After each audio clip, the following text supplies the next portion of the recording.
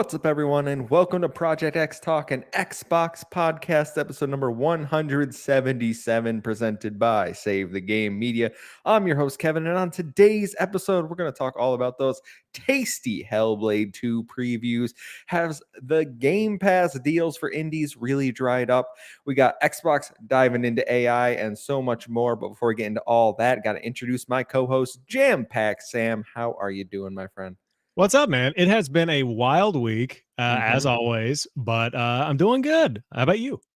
Good. I've had a busy week. I started my new job since we last did the Yes. podcast. So I've had, you know what I love about new jobs Played on me. is orientation, where they give you, hey, you're going to sit through this 3 hour PowerPoint presentation, get a nice little lunch break, and then come back, sit through another 3 hour PowerPoint presentation. And you're going to do this for approximately a week, Yep. and you're not going to remember anything, but that's all intended. And I'm like, what is the point in all this?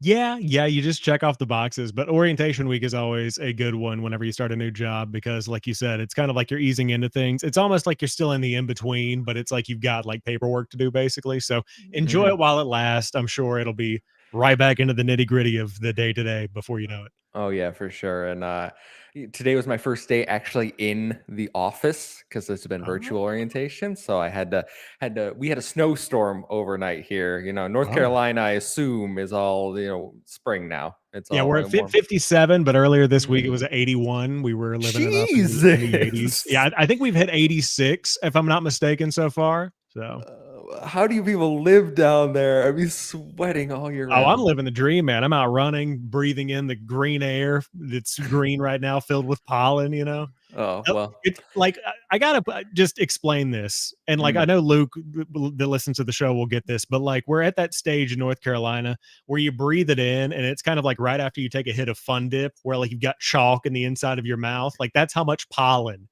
is in the air right now. It's actually crazy. You know what's funny is my girlfriend and I had this conversation earlier this week about, like, do you want to live in New York forever? And I was like, well, where would you like to go? And she's like, North Carolina. And I was like, I've heard, listen, I know a few people that live there. I know some stories. They're telling me about the green pollen murdering you. Yeah. I'm not sure, but Yeah, I mean it's pretty impressive. There's actually like clumps of it just billowing down the sidewalk like a tumbleweed. But once you get out of this 3 to 4 week window, pretty solid. Now, peak of summer, literally flip flops sizzling on the sidewalk. So if you're not uh, wanting that, would yeah. not recommend. I hate the heat. I hate the heat, but apparently it's 45% cheaper to live in North Carolina than New York. So, Sounds about you know, right. Sounds I about would I right. would be rich. I'd be rich. Yeah, you'd be living it up down here. Anyway, let's talk about some Xbox news because this is Project X Talk. We are live every Thursday right here on youtube.com/save the game media. If you haven't, please come over to the YouTube channel, drop us a subscription. We're aiming for 1,000 subscribers this year. We're on our way, closing in on 900. That would mean a lot to us.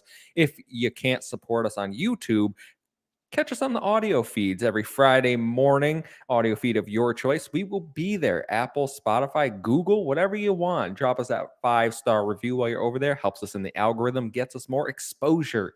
If you want to support us even further and get early access to Save the Game Media content, exclusive bonus shows, head over to patreon.com/save the game media. Choose the tier that's right for you, like our current Patreon supporters. So thank you to Fabulous Brianna, Brianna's mom, Brianna's brother, Lindsay, Nikolai at Night, Cypher, Primus, Brendan Myers, Marcus O'Neill, Lillian, Mimi J, David Hotwright, Dave Harp, the Xbox Expansion Pass, Alpaca Tom, and Lee Navarro. Thank you all for your support. We appreciate each and every one of you. And I don't say enough, guys, but $1 a month, you get everything early, one feed, exclusive shows. All right, it's a pretty good deal. I'm just saying, if you can, why don't you go support us? Now that we've got housekeeping out of the way, though, Sam, I gotta know, what have you been playing, my friend? I've been playing pretty much one thing exclusively, and that is Evil West. And I know we talked about Ooh. this, I believe, on last week's show where I said that was next up on the docket.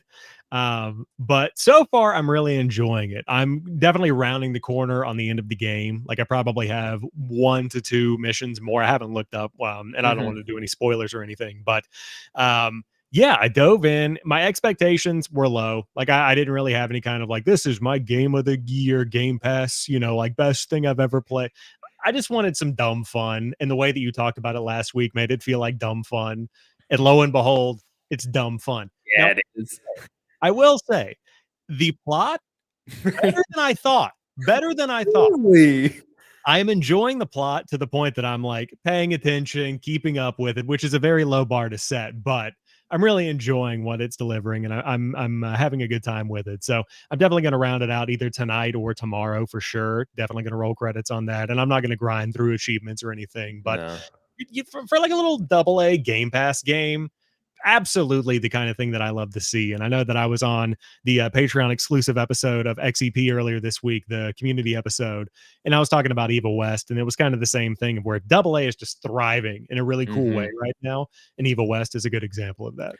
I agree with that, especially because when I look at a lot of the games I've enjoyed recently, like through for probably the last year, a lot of them are double A. Like this year, especially, I think of Banishers, which is a double A experience. Kind of gives me, it's not a similar game because it's kind of semi open world and it's an RPG, but it has that 360 feel like Evil Yeah, West does. And I really love that space. So I'm glad to see that thriving. And I mean, I don't know. I'm glad you're enjoying the story. If you asked me, gun to my head, what was the plot of Evil West? I'm like, fighting vampires. That's which literally all I could tell you. I mean, fundamentally, that's it. Like, there's a couple of different like character twists and turns in there, but nothing that's like variating too far from that. So you're still completely right in that it's just about fighting vampires. But like, if you want to toss some names in there, like a general seasoning for an Italian dish, you could do that too. But yeah, it's just it's a dumb vampire game, and I'm having a dumb good time with it. Yeah, I could not. Are you playing co-op? No, Or I'm not flying okay. solo. All right. Flying Wild Hog. Hmm. Flying wild hog, That's the indeed. developer. That's the That was yeah. good. I That's a like that. joke. Yeah. Well, I'm glad you're enjoying it. I'm glad we can keep the recommendations up, and Yeah. let's jump over to my side Yes, of. sir. What have you been getting into? So I finished The Last of Us Part Two remastered. Okay. I remember 16 last week, hours. not feeling it last week. How are we feeling now? 16 hours, which apparently is really fast, as I always do with games. People have, especially if I go to the Carpool Discord, every time I talk about how fast I beat games, they're just like, how do you do? They're convinced that I'm like cheating or something. But yeah, 16 hours. Don't, I don't love it. I think it's good, but I don't hate it. I like there's a lot of this game is pretty controversial. Like if you talk to my brother, he's like this game's a 5 out of 10. Like first half's really good, then you Yeah. switch characters awful. And I know a lot of people that think that way. Like they really dislike this game. I think it needed an editor for sure. There's one big section of the game where I'm like, you made me feel like I wasted my time because like a Mm, character dies, and I'm like, I just spent 3 hours doing something to save that character. yeah. Like, why are you doing this to me? That was really my only criticism. Like, as I said last week, better gameplay than the first one. I think the story of the first one is better. Visually stunning, especially on PS5 with the remaster. And I mean, it's not that much different than the PS4, but PS4 game was looking great. So Yeah. I'm glad I played it. Not one of my favorite games ever, but good time. Nice. So are you going to play the no return mode, the like roguelike thing that they threw in there? No, I don't like No? roguelite. I don't like Okay, roguelites. that's fair. That's fair. I mean, like Yeah, that's the thing. Like that's the PS5 upgrade. Because like you said, I yeah. played the game on a PS4 Pro and it was better than anything I had played on PC at that time because I hadn't built a new computer or anything. So with the PS5, like I can't even we're getting to that threshold that we've talked about before where it's like, how good can it really Hmm. possibly look? Like, do you really need it better than that? So we will see what comes of the Which future of Naughty Dog and Last of Us. which is one of my big arguments why we don't need pro consoles. Like, give me Totally. as long as it's 1080p. I don't 60. Like, focus on frame rate. But I know I'm in the minority there. All right, and Yeah, we'll we'll get talk into about that with yeah, Hellblade too, I'm yeah, sure. The other game I've been playing, and I'm about 4 hours in, is Unicorn Overlord, Yes, which I saw a tweet about this go flying out. yeah, genuinely I feel like people let me down on this one. Like I know it Really? got good reviews and maybe I should have paid more attention, but I feel like my friends in the community, someone should have come to me and be like, Kevin, you have to play this. Like this is a Kevin game. Because when I look at the trailers, I'm like, looks all right. Like, no, nothing special about this. Like, Vanillaware games have never really caught my interest, but I had an expiring Xbox credit, which I didn't know was a thing. I got a Interesting. notice, and it was like, "Hey, your Xbox credits are going to expire soon." And I'm like, "What are you talking about? I thought this was my money forever." Yeah. Apparently, it's not. They have expiration dates. So I was like Mhm. looking through the store, looking through new game releases, what's upcoming, and I was like, nothing really tickling my fancy here. So I bought Unicorn Overlord with it, and I really like this game. It is so good. Now, I don't know how I can best describe why it's so good. It's just really engaging. It's a strategy RPG, JRPG especially. There's not that much dialogue, I would say. A lot of the dialogue is just like, do you want to join my army? We're like conquering the world Mhm. here. Um, and the battles are very interesting because it's not like one unit versus one unit like a Fire Emblem. It's Mhm. more like, hey, you got a leader and they have a squad of people with them. And their squad determines how effective they are against other units in their squad. So then you send them into battle on this overworld. They'll walk towards it. There's like they can have archery towers, sorcerers, like a whole different array of characters and classes. And it's just really engaging, like mixing and matching my squads and trying to figure out like how to make them better. I love the character designs. Like it's just really engaging, even if it's not exactly like I thought it was gonna be a Fire Emblem clone. It's not a Fire Emblem clone. It has very unique things that set it apart, but I'm really just digging it. And like I want to play more. I played a little on my ROG Ally, so like I got it on an Xbox. But if you're looking for like a Switch or a Steam, like this game's perfect for handhelds. Very nice. Yeah, I have heard about this game. I love the art style, especially the overworld. That's the thing that caught Hmm. my eye with it.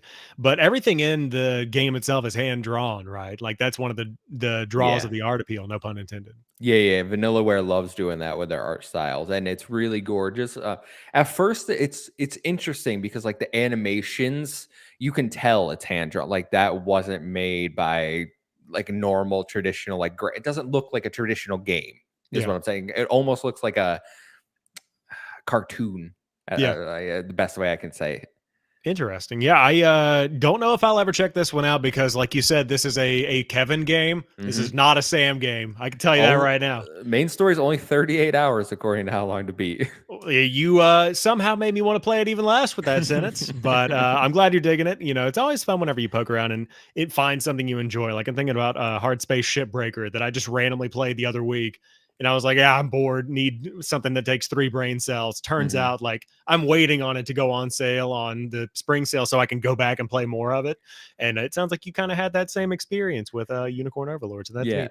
There one thing I will say for all my JRPG fans out there, if you want more characters than you can ever possibly expect to manage, this is the game because I'm level 8 and I probably have 20, 30 characters already. And I'm like, I don't know who all you people are at this point. And like, you can hire people too. You can go to towns and just hire mercenaries. I hired one Pegasus Knight and I was like, your name's gonna be Julie. They like let you name them and customize them. Like, Interesting. I could get like 1,000 characters in this game. But yeah, it's just a little something for Suikoden fans, if you will. Which I don't know if that means anything to you, Sam, but Means nothing, but I do know what it I see the word in my mind, and I've seen people talking about it, and then I just keep scrolling, so yeah.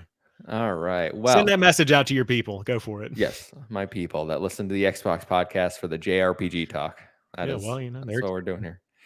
All right, let's dive into the news because there's something I really want to talk about, and that's Hellblade 2. We got some previews to talk about. So, press were invited to preview Senua's Saga Hellblade 2 ahead of its release next month. And to say the previews are glowing would be putting it lightly.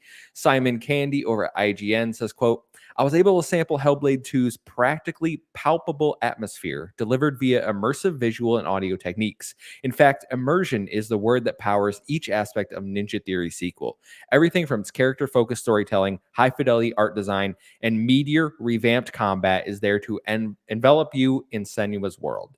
Jordan Ramy at GameSpot also said Senua Saga's Hellblade 2's combat looks beautiful and feels badass. We got a quote here that says, "You will not see any animation in the game that has been keyframed.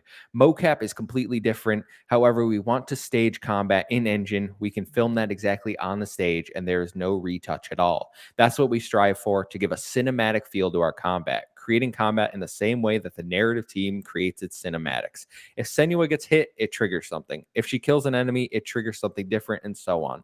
Building up these stories in every battle we've created," says Benoit Mackin, combat director of Senua's Saga, Hellblade 2. And then other previews have also discussed how combat is still 1-to-1, but feels much better and is more brutal. So I want to stop there before we talk about maybe the negative. But you read any of these Hellblade 2 previews, Sam? How are you feeling? I did. I was scrolling through a lot of the summaries on socials and just kind of getting the vibe from that. And then I went through and read a couple of them. But I mean, what more can you really hope for going into one of the what I would consider to be pillar Xbox releases of the year? Like, this is kind of one of their legs they're standing on, and it's glowing across the board. And I think it's not just this game tells a good story, this game has a good atmosphere. It is the combat is great and all of those other things. And so I know that's one thing they've been focusing on for the sequel, is making it feel a little bit more engaging, and it's not just so much of a walking simulator with some puzzles sprinkled in. Like, it really sounds like it's going to put you in the shoes of Senua and tell that story in a different way. So I'm hyped about it for sure. I was muted. I really don't know what people were expecting. And I know a while back, like before we got trailers for this game, I was definitely one of the people that was like, "Oh, they could go in this direction with Hellblade." But since the trailers have come out, it's been pretty obvious. Like this game is kind of just building upon the original, and making it, whether it's more expansive, but definitely more detailed, whether that's visually, combat wise, immersive, storytelling wise, like every preview I read today got me so excited because everyone was just talking it up so much. Like this has been my most anticipated Xbox title since it was revealed 4 years ago with the Series X at the Game Awards. Like I've been looking forward to this every single year. It's not come out every single year, but this is finally the time. And it's so funny because I saw people, and I think Sam Heaney has a question about it. Let me see if I can find it. Oh, yes. With Hellblade 2 a little over a month away, I've seen no real advertising for it. For what is set to be one of the most prestige titles on Xbox in the past few years, and the game being the very first next gen title shown along the Series X reveal, all these years later, they aren't hyping it up at all. Okay, maybe more of a comment than a question there. But how do you feel? Do you think the marketing is this to me is really the start of the marketing cycle? I think. Yeah, I think we're getting into it. I also think that it is very important with a game like this. Like, I was just Googling to make sure that I was right, but it is a $50 game. Hmm. So it's already 20 bucks less than the typical game. That kind of sets the expectation. We can talk about the length in a moment as well. Or I don't know if it's in the notes here, but they say the game is 8 to 10 hours long. We've talked about that before on the show. So it's Hmm. like a shorter experience, 50 bucks instead of 70. I think that if you were to have a 2 to 3 month marketing cycle of like hyping it up and making it like a big thing, then you kind of set the expectation too high.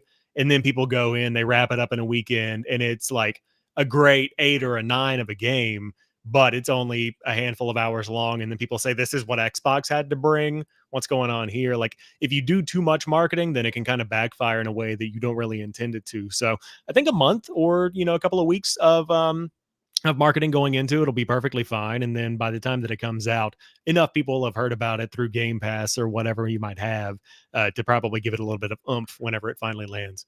Yeah, there was. I didn't copy and paste the second half of his question. He does ask if the game is relatively short and they might be worried about oversharing, but is it worth it at the expense of general awareness? So asking, uh, as you were saying, they don't might not want to overshare the game, and we've seen Hellblade 4, 5 times at this Yeah, multiple point. times. Yeah, we've seen what I feel is a lot of the game. And now people might say we haven't seen like an extended gameplay sequence, but as you were saying, it's 8 to 10 hours. I think you do risk the concern of if we give it a deep dive, which is a question that Still Can It wrote in, do you think we'll see a Hellblade 2 focus showcase before release? I personally don't think we'll see one. I don't think that a $50 digital only title, even if it is one of Xbox's like big releases for the year, I don't know if they're going to really feel that it warrants that. And I also think it might just ruin the experience, because how much would it ruin if you focus on it for 20, 30 minutes? Like that's a good portion of the game if it is that short. Yeah, I also think with the general awareness thing, like I always talk about how we've got to think about what the general perception is outside of the people on the podcast listening questions, me and you. Like if somebody sees a Hellblade 2 ad in the middle of, a March Madness game or whatever, they're going to be like, "Oh, this looks like God of War," or fill in the blank of whatever Nordic looking game. Mm, And then it doesn't fit that expectation. Like it is a very unique game, and that it's more about the story than it is about the gameplay, and it's more about the tone of the game and like what it means, the symbolism behind it, and that's not going to be for everybody. So Hellblade is a game that it'll earn its recognition in due time in the same way that the original did, and I don't think that Xbox is worried about that in the long run, because the original did it, and based on these previews, the sequel is doing it better than the original might have done it, so that's mhm. even more exciting for them. I fully expect the sequel to do better in the long run than the Mm. original. Like I think Hellblade 2 will have more players. I'd be surprised if it didn't sell well. Because it is a $50 game. I think that entices people more to just like grab it, even if they can play through Game Pass. And maybe it comes elsewhere in the future. Who knows? That would definitely boost sales. I'm just saying. Um, I don't know. I'm All I can say is I'm excited for it. I do think it has a lot going for it. Like the visual style, the fidelity that is on display. Like I don't think we've seen a game look this good except maybe Horizon Forbidden West. I think like I do think that that is probably the standout like for visual fidelity of this generation so far, if I had to point to a game. But I think Hellblade 2 looks to be upping that. And it could come at a cost, because if we want to continue, the game's only gonna be 30 FPS on Xbox. It has been confirmed. Hellblade 2 runs at 30 FPS with dynamic resolution on both Xbox Series S and Series X. There are no graphics modes. The frame rate can only be increased when playing on PC. The VFX director explains this in an interview with GamePro by saying that the experience should feel more cinematic, similar to movies that run at 24 frames per second. Sam, the world's ending, 30 FPS. I can't believe Xbox would do it to us. Might as well sell our consoles. Yeah, I mean, that's really the only solution here. But in all honesty, you know how I feel about the 30 FPS argument at this point. And yeah, I'll be the first to admit that I used to go make the TikTok videos of like, oh, this only runs at 30 or whatever the case might be. Because like that is something whenever the consoles first came out that it's like you made a lot of promises and now these games aren't hitting this, feels kind of bad. But the more that we've gotten into it and the games that are choosing to be 30 FPS, often make a lot of sense. Like I've talked about a Plague Tale Requiem, which ended up Mm-hmm. going back and adding the performance mode later on. But at launch, running at 30 FPS, I genuinely feel like I got a better experience because it felt more cinematic. Like I do believe that is a thing. Now with Starfield, I don't know about that one. Like that Hmm. probably could have used some kind of performance mode. Not that it was any lesser because it didn't have one as a game, but it had more action, more combat, more stuff that probably would have made it feel a little bit better had it been at a higher frame rate, at least as an option. With Hellblade, this is a game that I want to play like a movie. Like I want to really feel like I'm getting up in there with Senua in these little caverns, playing this game and feeling these punches, feeling that sword being thrown around. Like I want that immersion. And I tend to be in the camp that I do feel like that 30 FPS gives me more of that versus looking at how smooth it might be running, because it just feels like a game more if it's running at a higher frame rate. Like it kind of takes you out of the realism that a game can potentially have. Like Red Dead 2 is 30 FPS. That's fine. Love Mm. that game. It's So still that's my 30 take on FPS, it. I think. Yeah, still 30 FPS. And like no one ever complains about that because like it's Red Dead. It's a cinematic feeling game. Like it's like a Quentin Tarantino Western, basically. Like it's a really, really good game like that. And so I think that Hellblade 2 is right there with it. I understand people wanting options. I do. But at the end of the day, 30 FPS will not kill you to play. Like, you will play for 20 seconds, your eyes will adjust. And I say this as someone that's a very pro 60 FPS. Like, I played Final Fantasy 7 Rebirth at 60 FPS, even though it like made your characters look like they had Vaseline faces. Okay. Like, in certain games, I completely understand. I'm choosing performance over fidelity. Mhm. Hellblade 2 being a cinematic experience, being this is what really gets me. People go, "Oh, who cares about this walking sim?"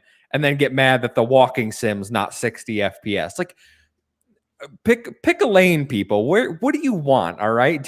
Are you mad that the game isn't 60 FPS, or are you never going to play it anyway because it's slow, boring walking puzzle game? Like, I don't really understand the arguments. It does frustrate me, especially because there are people that like, just let them be excited. You don't have to attack people for not caring about the same things that you care about. If you care that much, like, you can wait for a patch. Like I said, a Plague Tale Requiem has a performance patch now. We know Redfall is another game that came out at 30 FPS on console, and that got a performance. It got its performance. Yeah, it got its performance patch. So like, this is something that Xbox studios and non-Xbox studios have been doing. Like, they'll release it in one state where they think, hey, this is the way the developers think the game should be played.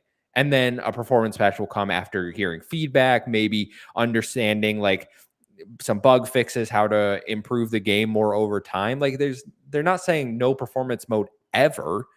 Just like, right now, this is Yeah. how we think the game should be experienced. And even if there isn't a performance mode for Hellblade, like I think it's fine. I think it's in that same echelon as like, another one of these cinematic games that never got an update like that.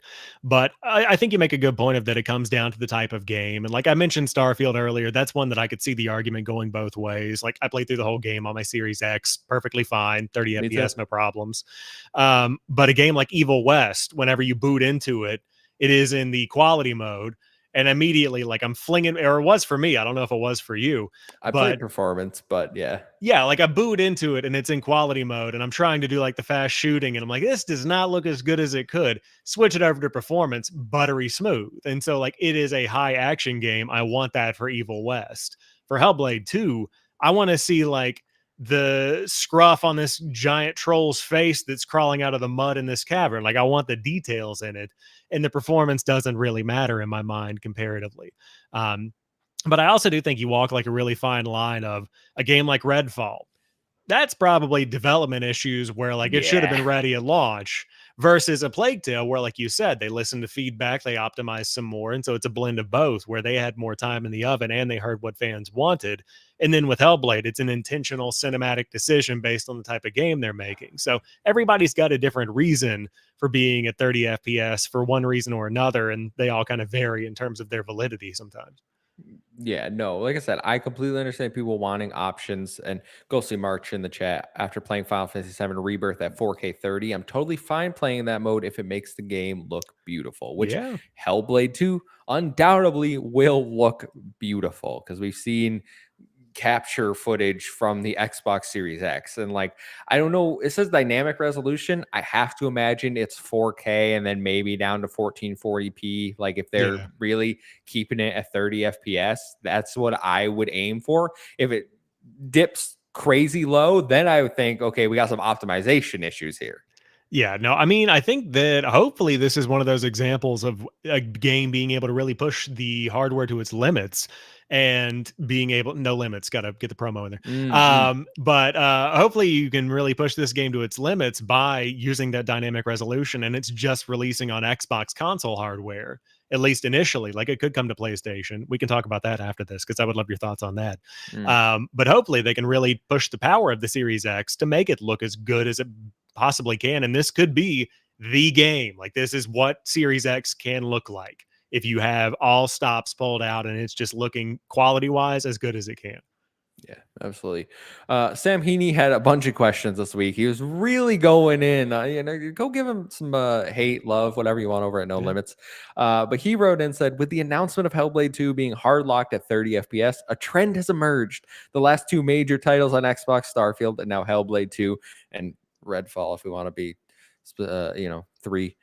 but are 30 locked with no performance modes alongside Redfall being capped at 30. He did mention Redfall. While the two SKU approach is undoubtedly consumer friendly, is this clearly evident trade-off still worth it when games may eventually be ported and definitely run and look better on other platforms? Do you still want a multiple SKU approach from Xbox going forward? Is it a big deal when Xbox is the only console making these concessions, or no? I mean, it's a really good question. Overall, going forward, if it were up to me, I think I would go with the unified singular approach of like an Xbox console, Mm. because I do think that you have examples of where games are more difficult to make at some points, like Hi-Fi Rush coming to PlayStation 5, where like you're not going to notice it when you're playing the game, but some of the details, like in shadows on fences and things like that, that were pointed out, look a little bit lesser. And I'm sure that we'll see plenty of Digital Foundry comparisons in the future of things that could have been better in Xbox games. So I would like to see a unified approach going forward to at least give developers one SKU to build their game around. But what were the other questions in that? Sorry, I should have read more and listened Uh, deeper. is it a big deal that Xbox is the only console making these concessions? And is it worth it when they could look and run better on other platforms if they eventually go over there? I think that for Xbox right now, this generation was very much a learning experience for them, and having the Series S SKU and the Series X SKU and seeing how one would sell versus another. And is it worth the trade off? I mean, ultimately, you'd have to put out a poll and ask Xbox players how they're feeling because, again, for the general gaming audience of millions of people that have a Series S, do they even notice performance issues at all? Like, do people really care outside of the people that are watching Digital Foundry and listening to podcasts? Probably not. Now, those are the most critical people, and like they'll drag you if a game doesn't run well. So it depends on how much marketing PR they really care about versus like what the general gaming population is out there playing. So, and I think they play both in each other's fields, but I don't think it's a huge trade off for this generation. But the worthiness of it, yeah, it's up for debate. I mean, I hear it. Yeah. I think it would look bad if Hellblade 2 went to PS5, especially if the Pro comes out and was like, "Oh, we got 60 FPS." I think that's a bad look. That would be bad. Yeah, that's a totally different ballpark at that point. Yeah, Yeah, for if it sure. goes to base PS5 and or even PS5 Pro and it's still like, hey, we're still 4K 30 and maybe like some shadows that look a little better. Like I really don't care about that. Like I know Digital Foundry did their Hi-Fi Rush breakdown, and I think the shadows on the PS5 version are a little better, and that's literally the only difference. Yeah. And I'm like, okay, that doesn't affect the game at all. So that's the only thing that would bother me. Do I want Xbox to continue with a multiple SKU approach, especially like knowing these concerns going forward? I think the best option for Xbox going forward is to say, hey, we're going to put out a new Xbox Series, whatever, and then hopeful like don't get rid of the S and X. Like don't say, hey, we're gonna like it's the end of these, you get the new thing, right? Hopefully your player base will want the new thing. Like I know people that get the X will most likely want the new console. The people Yeah. that want to get the S, like the X should then be the base, right? Like you can still make games for the S and X, but the X should be the base console. Kind of just move the goalposts up, if you get what I'm saying here. Like the S is the lowest right now, but make the X the lowest next time. So when people are getting games on their S, they're like, this really isn't doing it after 10 years. I'm going to upgrade to either the new one or the X at that point, and just give them the option of that slow iteration if they want it. And like, don't, because I do think it has kind of worked for them having the lower end SKU available. I mean, in terms of like availability, I mean, I've seen Series S's for as low as like $150. I mean, Mhm. it really is like you're at Target and your Christmas bonus just landed and you're like, "Oh, okay, sure, why not? Pick it up on a whim," kind of thing. Like it's getting down in that price. But I still think like if you do that evolutionary kind of move where you do put out the next series, whatever, like the next Xbox, and then the X becomes the base, like they've really kind of pigeonholed themselves into you've still got the S, like you still have to make it run on this thing. And sometimes, that could hold it back. Now, we've seen this generation be one of those cross generation things where a lot of games came out on the PS4 and the Xbox One deep into this generation, still coming out now. And we're going on what, year 3 of these consoles, year 4, something like 4, that. yeah, 4. Yeah, so like going on year 4 of these consoles, still having that support for the PS4 and the Xbox One is kind of shocking to see. And I just don't know if we want a repeat of that in the next generation, if that means holding back what these consoles could potentially really do. And then our conversation last week about like, where does a handheld SKU potentially come into this? Like, do you have a Series S and handheld version and then a Series X version or whatever the future version of that looks like? And how does it continue to PCify the Xbox space of just having a game that can just run on whatever hardware you've got and kind of fit it to what it needs to be? But yeah, it's a weird time right now. And I will say, just to wrap up one more thing, Mm-hmm. like, it is inherently disappointing. Now, the disappointment level could vary depending on who you talk to. For me, not much, but it is disappointing that an Xbox first party game would run worse on competing hardware. Oh Like yeah, yeah. that is just fundamentally, like, that shouldn't be the case. Is it a big deal? Like, am I losing sleep at night going on rants on socials? No. Like, I don't really care, but it's like, really? Like, you're the one that built the console. How is it worse? It's just crazy sometimes what they're able to do. You're not the meme with the girl like, oh, I wonder what he's thinking about. You're like the shadows and Hi-Fi Rush in Yeah, that no, right I'm here. not So laying in bed rolling over thinking about the shadows and Hi-Fi Rush. I promise. just to address what you were just saying, like, yes, the cross-gen support maybe has gone on too long, but I almost wonder if it's intentional at this point and they're trying to say like, this is how it's gonna be going forward. Like, when we get PS6 and the next Xbox series, like, that's going to be a cross generational thing too. Like, maybe that's just how games are going to be made for the future. I mean, it could be the case. I just want to get a better understanding from developers. Like, I know we talked about Chris Dring's GDC interviews and stuff like that, but we keep hearing stories about how they haven't really tapped the full potential of these consoles. Why?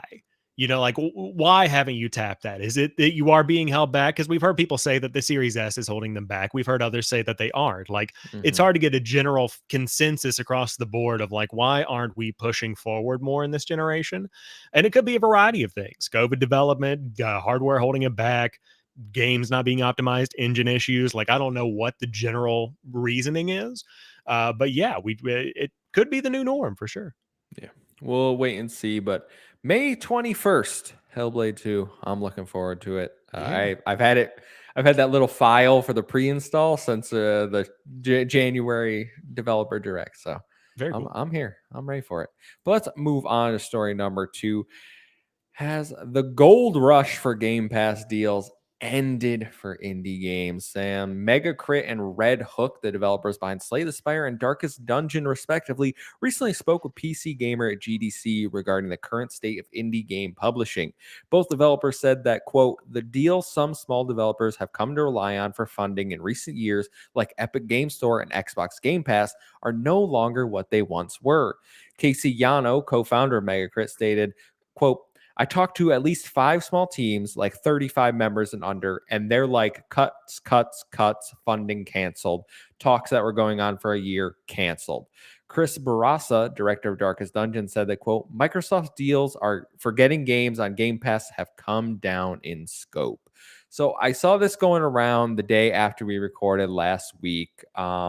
It seems like at least these two indie developers, there was some discussion going around that maybe Xbox has kind of slimmed down their Game Pass budget for maybe indie games, or overall, I saw some people discussing that Xbox is kind of shifting their focus away from splashing the cash. What are we feeling here?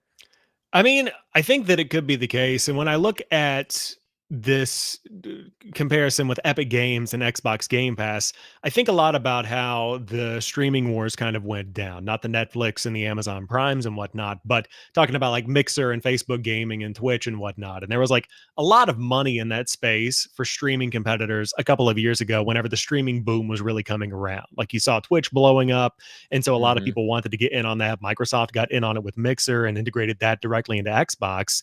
And then things started to evolve. The industry started to change, and then the money wasn't there anymore. It didn't make financial sense to continue supporting platforms like Facebook Gaming and Mixer, and so they went away. And now we have Twitch back again in the top spot. But I say all these things because with Epic Games in particular, like they were going hot and heavy for years at a time, trying to be the next Steam.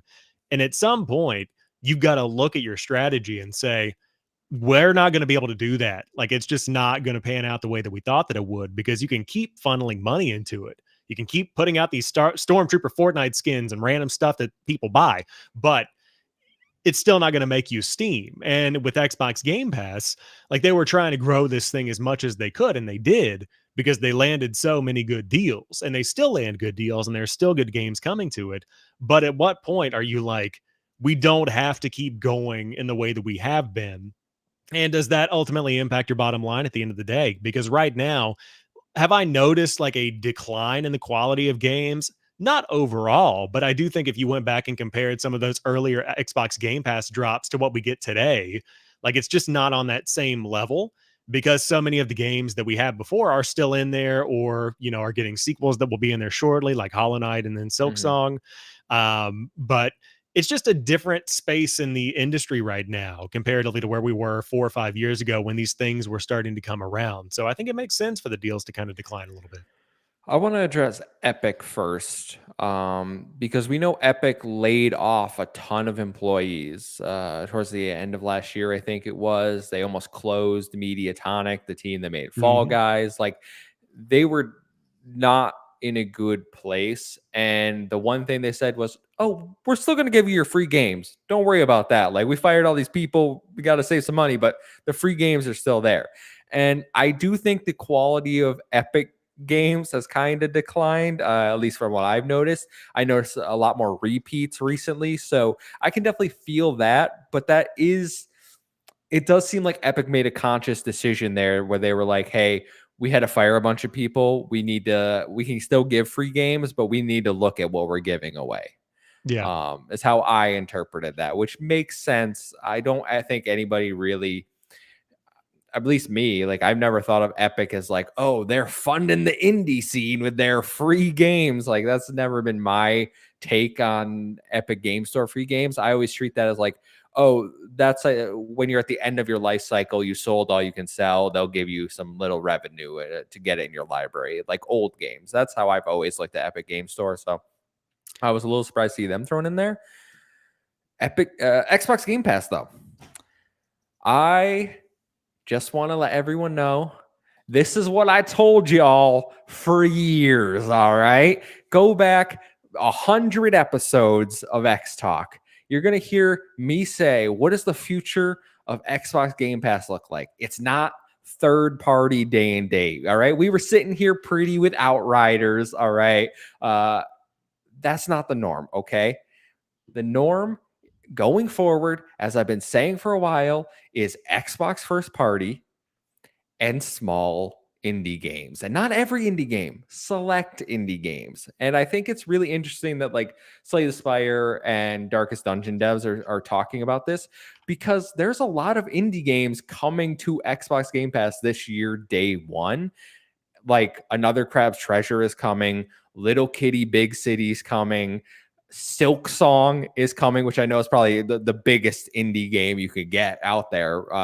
But they made that deal maybe ages ago, but they did. Like there are still quality indie games. We're getting some we're going to talk about in the Game Pass drop in the next story. Like that is full of indie games coming to the service, and some of them are day one drops. So I'm not really seeing the lack of indie love. Maybe the deals aren't as lucrative, but they're still shipping out some cash and helping them fund the games at least somewhat. I don't know if it's along the lines of, hey, Drinkbox, we're going to pay you a Game Pass deal, and then we're just going to fund your entire Nobody Saves the World budget.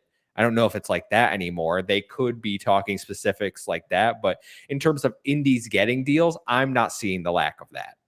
Yeah, I think that the indies are definitely continuing to get deals. I think they might just be declining. Going back to your Epic thing, I think that their inclusion here is more so like the year of availability on Epic, before it goes to Steam or before it goes to other Oh, okay. stores. That makes way more sense. And I don't pay attention to that at all because like PC is such a foreign platform to me. Yeah, well, I mean, like that's the thing for most people is that if a game comes out and it's on Epic for the course of a year, like this isn't the case, but this is the first indie that came to mind. It's like Viewfinder, where if a game is on that level of Viewfinder, or even a game like what was that one that came out on PS, Bug Snacks, like a Bug Snacks Hmm. game landing on the Epic Game Store. I can go over and play it on the Epic Game Store if I'm on PC. If I'm a PC player, I can also just wait the year and like it's not that big of a deal, and then it kind of gives your game a second win, same way we saw with Hi-Fi Rush or Sea of Thieves with Xbox and PlayStation.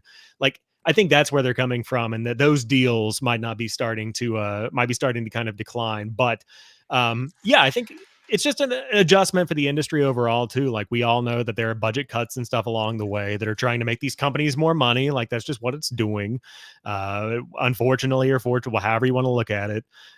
That's what their goal is. Like they're trying to make as much money as possible. And so if cutting your budget to lock down a little Gator game or whatever the newest indie is that you're trying to add to it from 500,000 down to 50K, like that might be the choice they choose to make. And then it's up to the devs if they find that to be worth their time to get that additional exposure. I mean, PC exclusive deals have never made any sense to me anyway. Just like it's a PC. You're double clicking. Just put it everywhere. Put your game everywhere. Like I understand from a dev standpoint, like you're gonna take the money, but Epic, I don't understand why you're like, oh, we need to lock down these indies. Yeah, it's kind of actually it's baffling to me why Epic would continue to try to lock down the indies, because it's like I get that it is generating revenue for you on the Epic Game Store as a platform, but at the same time, it is it building brand recognition? Like, is it building a foothold because people are building a library with you through the free games and whatever handful of games they buy? I know what they're trying to do. I'm just like, is it effectively working for them? I don't see that as the case. Yeah, I don't know about that. Ghostly March, there's a new Bug Snack game coming out. There's a board game coming out. There ain't new Bug Snacks game coming out, unless I've completely missed something. Because if it's Bug Snacks 2 coming out, I'm down. All right, I got the platinum for the original. Great game. Bug meal. Bug It, Meal, it's not really yes. bug meal. I'm just kidding. Yeah. It's not, no. Shout out to Luke Lore in the chat, but it'll be interesting to see how Game Pass progresses as we continue throughout the years, though. Like I mean, yeah, you got something? I have a question. Yeah. Is it wild to anybody else that the Outer Worlds, what is it? The Spacer's Choice Edition. Okay. So the Spacer's Choice Edition is like the next gen upgrade version that has more DLC and stuff. That's free right now on the Epic Game Store. It is also on PlayStation Plus Extra, if I understand correctly. That version is not in Game Pass. It is just the basic Outer Worlds version that's in Game Pass. And please correct me in the chat if I'm wrong. But that's again like the Hi-Fi Rush thing with it not running as good as it could on Xbox. Like this doesn't bother me in any kind of significant way. But like, why does everybody else get the good version? And then we're stuck on Game Pass with the like entry level version. I just don't get it. So I saw that this week. I saved that rant. You jogged my memory. So now you get it. I'm pretty sure it's because it's not published by Xbox, right? Like Private Division has the Is publishing that rights. why? I'm almost certain, or I think it's Private Division published that one, but it's the original wasn't an Xbox game, so I think they make separate deals, and Xbox doesn't really get any say in that. That is absolutely crazy to me. Like, I do not like. I now that you've explained it, I understand why. But like, throw that money down, get the better version, Phil. Come on, man. I just don't get that. There was another game like that Xbox. Oh, Conquer Live and Reloaded or whatever. The original Xbox title Mm. isn't in Game Pass. I saw it in the store the other day for like $8, and I was like, why is this not free? Because Bad Fur Day is in Game Pass, but the original is not. Is that what you're saying? Whatever one a Conquer game I saw in the store didn't say play with Game Pass. And I was like, what's going on here? We've owned Rare for 20 years. Yeah, that is really strange. Yeah, Live and Reloaded, not in Game Pass, $10. Yeah, super weird. So there's just little things like that most people probably don't notice, but when you dig deep, I think there's some games that like Studios Xbox owns that might not be in Game Pass. Yeah, that's baffling. But anyways, that's my rant for the day. Again, not going to stay up at night thinking about that, but one of those like, why? Why? What? What's going on? All right, let's go on to story number 3. Talking about Xbox Game Pass some more because we got the latest update. So available right now, 2K Lego Drive for cloud and console, Little Gator Game for cloud console PC, EA Sports PGA Tour for cloud PC and Xbox Series X and S. April 9th, you get Kona for cloud console. Botany Manor is also coming April 9th for cloud PC and Xbox Series X and S. April 11th, Shadow of the Tomb Raider Definitive Edition comes back for what must be the 4th time at this point. I swear to God. Cloud console PC, Embracer Group trying to get all the money they can. And April 16th, you get Harold Halibut Day 1 for cloud PC and Xbox Series X and S. Sam, any of those piquing your interest? So it's a light month for me. I have obviously played all the Tomb Raider games, but if you haven't played Tomb Raider, play Tomb Raider. Those are very good games. Kona is one that I was checking out. It seems like a very me game, kind of like a walking sim from like the screenshots that I saw. I kind of want to go in flying blind, but definitely want to check that one out.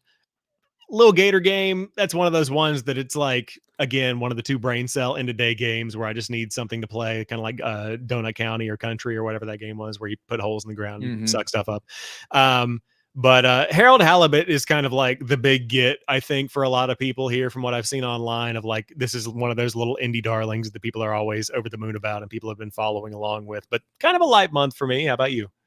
Yeah, the first half of this month looking pretty light, which is fine. I got Unicorn Overlord and then Stellar Blade at the end of the month, so we'll see what drops in the second half for Game Pass. The one game I am gonna check out from this one because it's pretty short, it's only a few hours. Little Gator Game. This has been a game. I would say it was on my radar, but not like I didn't wish list it. It was one that I was like, oh, I tangentially aware. I talked to $2 hero Seth Sturgill over at Carpool Gaming. Him and me have a lot of similar tastes in games, and he said, yeah, highly recommend this one. So I downloaded it. I will get to it eventually. Looking forward to that. You play as a little alligator. It's a 3D platformer. Got a little open world area thing going on there. So yeah, I'm excited. Oh, so can it points out Iden Chronicles 100 Heroes and another Crab's Treasure are coming at the end of the month. So yes, second half of Game Pass for April looking good already. Speaking of another Crab's Treasure, did you see this, Sam? Their Dark Souls mode. I have not. No. Okay. Do you know what another Crab's Treasure is, right? Like that. It's the Souls game where you play as a crab underwater and you put like you get different shells, but it's like trash. I don't think I've seen this. No, oh, it's been in a few showcases. I know it was at a few directs and Xbox has showed it off. So yeah, it's a Souls game, but people were complaining that it's too brightly colored to be a Souls game. So what they did was they introduced something that was like called Real Dark Souls like mode or something. Removes all the color out of the game, makes it gray and makes the game harder. And I was like, yo, that's great. That's solid. Yeah, I'm looking at the gameplay now. Like, yeah, I'm into this. I'll definitely be playing this for sure. Yeah, I'm in for that 100%. Yeah, I was gonna say I thought for sure you would have heard of that. You like some of those Souls games. Well, let's back up. I do like some of the Souls games. The thing that I like more than Souls games are dumb games. And like this is one of those in the best way. I'm totally down for that. All right, so we'll look forward to hearing about that in the second half of the month. But yeah, light first half for me for sure. Just Little Gator Game gonna check out. I hear that PGA Tour game's not very good, so maybe shocking. Yeah. Yeah, well, the peak of sports games overall, like no delineation between type of sporting event, was Hot Shots Golf. So like that's cream of the crop, pinnacle. You reach the peak of the mountain. It's only down from there. So we're just continuing to decline. I was gonna say NBA Jam on Fire Edition, but also a good option. Did you ever play NFL Blitz? Yes. Great Blitz was solid, rock solid football game. Love that. We need more of those stupid games. Yeah. Like don't give me the sim stuff. Like I don't need Madden to be the most realistic thing in the world where I can see the dude accidentally break wind running down the field. Like I'm fine with all that. Like give me the dumb stuff like an NBA Jam or a NFL Blitz. That's what I'm looking for. Yeah, with the over the top commentators like you bring the peanut butter, I'll bring the jam. Like I want that. I need that in my game. I need more boom shakalaka. That's what I'm looking for. Yes. All right. Last news story. Xbox is making an AI chatbot. This comes from Tom Warren at The Verge, who reports Microsoft has been developing an Xbox AI chatbot to complete support tasks. Microsoft apparently been testing a quote embodied AI character that animates when responding to Xbox support queries. The Xbox AI chatbot is connected to Microsoft support documents for the Xbox network and ecosystem and can respond to questions and even process your game refunds. The computers are taking over, Sam. How are we feeling? I mean, in the year of our Lord 2024, you could say insert company here leveraging AI to enact support tasks. Like, yeah, every company's doing this right now. The question is, how good will it actually be compared to a human? And for most tasks, the answer is unfortunately probably pretty decent at it. But like for the more intricate issues that might take exceptions, I hope they have an escalation team in place. But when I first read this, I thought this was like a Alexa level. She looked at me. I thought this was going to be like one of those level AI chatbots built into my Xbox when you glance at the headline. And it's like, we had that with Cortana and I didn't like that before.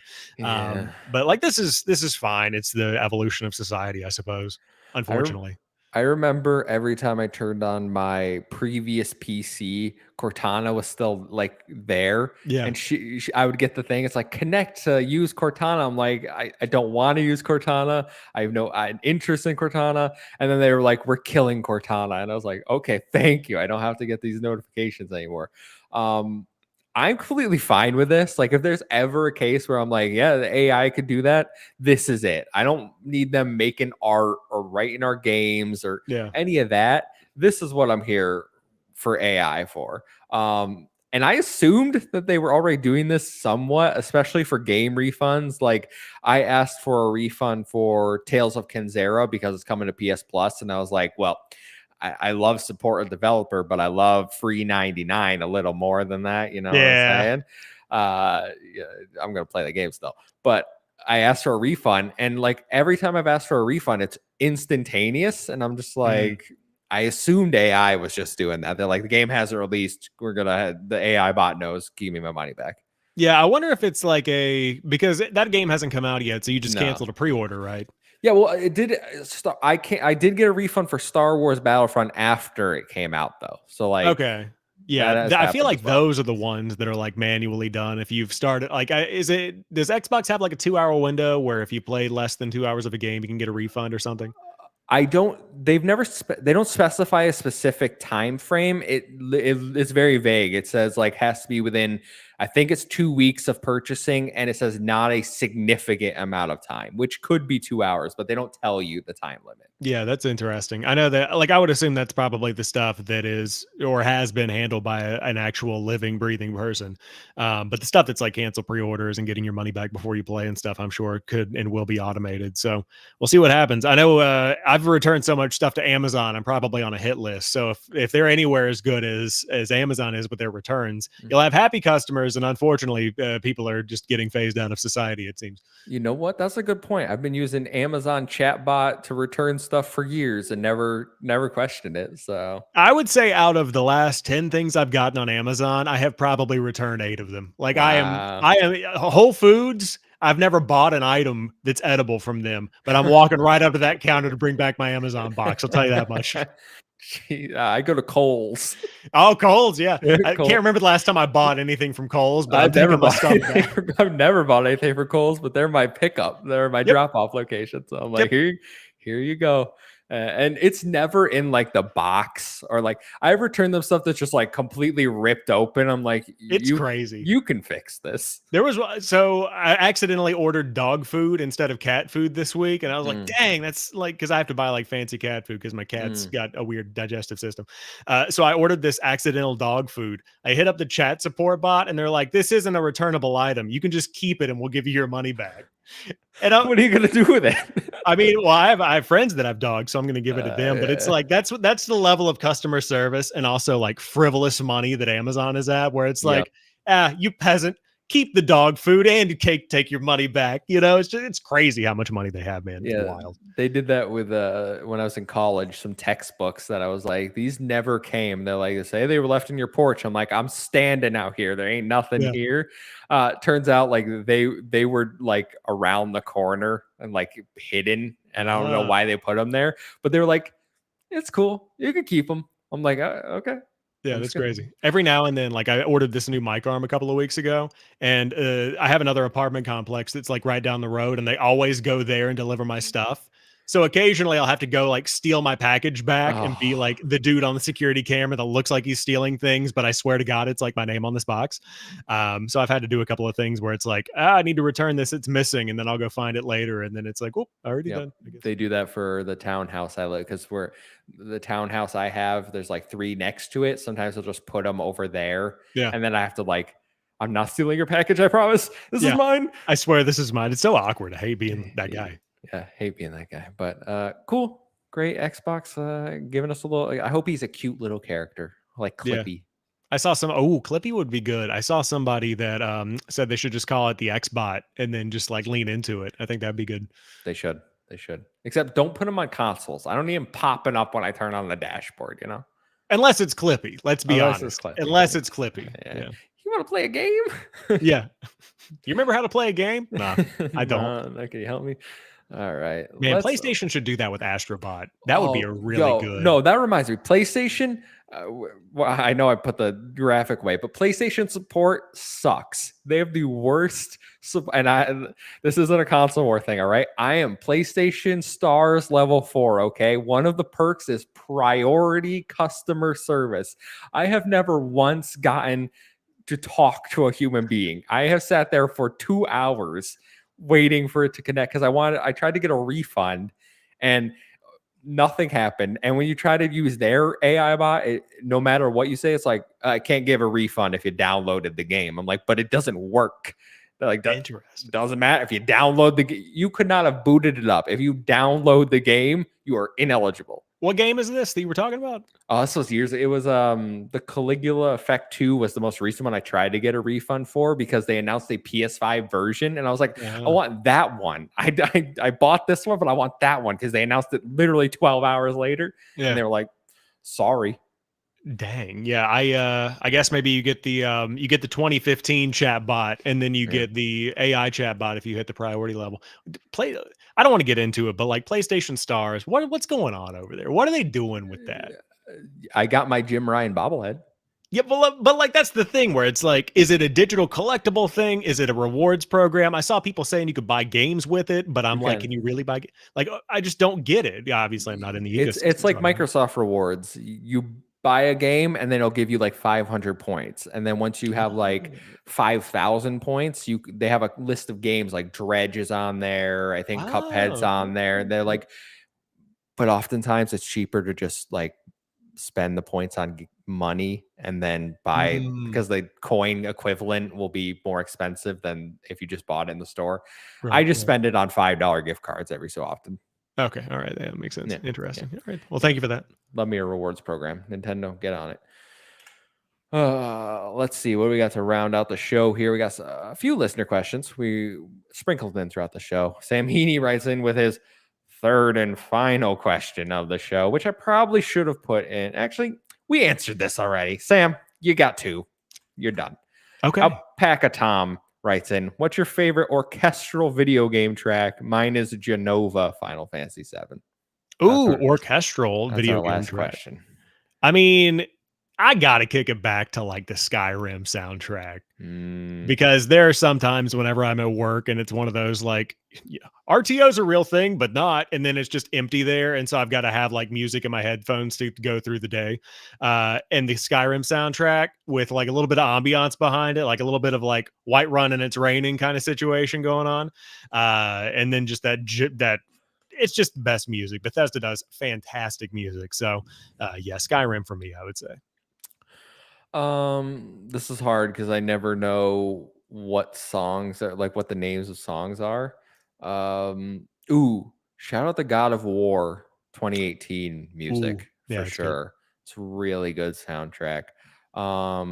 if we're talking Final Fantasy 7, is One Winged Angel orchestral? I think it is. It's dope as all hell though. That's the if that counts, then One Wing Angel. But I don't know, man. Yeah, One Wing Angel's right here. It's on the list of orchestral music I just pulled up.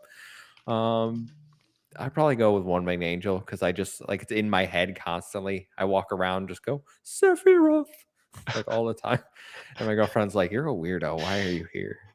You're just at the orientation at work, and it's like, hey, this is Kev. He's started a Sephiroth. No. You know what I did do though was this is awkward. I forgot to mute my mic yesterday, 2 days ago when I was in orientation, and people were talking, so I don't think anyone heard me. But I got a notification that the new Punching Up podcast came out, and the title is "Hail to the Peach." And I was like, okay, that's an Avenged Sevenfold reference. So I go, "Hail to the Peach," and I was like, "Oh crap, I'm not muted." That's just golden. So like you saw this notification, did you like you were alone and you just like blurted out like a Avenged Sevenfold riff? Yeah, Nice. Of course. Yeah, all right. Yeah. I walk around singing songs all the time. Okay, yeah, cool. All right. A jolly fellow he is. Yeah. All right. Well, I've embarrassed myself enough for this episode. Thank everyone for writing in with your questions and for hanging out with us. Sam, where can people find you on the interwebs? Yeah, you can find me at JamPackSam everywhere you find content. Had a good week. Got more stuff coming up next week. And as always, I'll be here on Thursdays, sometimes Wednesdays, but mostly Thursdays with you talking everything Xbox. Awesome. Look forward to that next week. And we're coming up. Is it next week? Ooh, well, it premieres next week, but we won't be able to talk about next week. That Fallout TV show. Yes, it is on the way. I'm very excited about that. We'll be doing some post shows about that if you want that $1 over on Patreon. But until then, you can find me at the Muffin Mon on all social media. So it's a 1 to 7 I Owen 7A. Follow us at Save Game Media to stay up to date with all the latest videos, podcasts, everything we got going on. Until next week, we'll see you. Goodbye.